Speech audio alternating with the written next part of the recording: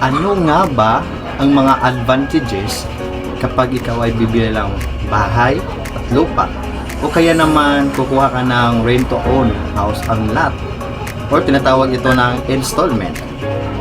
Marami po tayong advantages. Unang-una, meron po tayong freedom to build and renovate.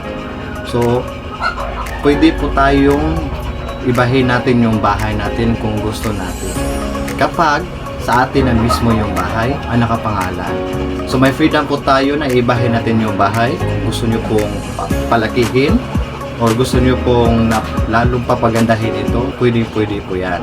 Ang pangalawang advantages nito, you can own pets. So, pwede po tayo mag-alaga ng mga hayop natin tulad ng pusa at aso.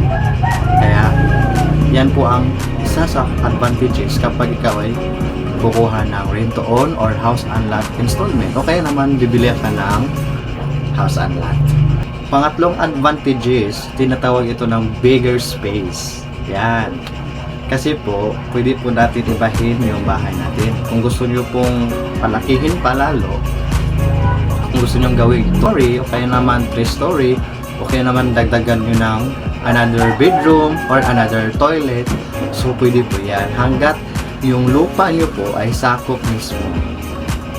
Tapos pwede po kayo nang magdagdag ng parking area, lot area nyo.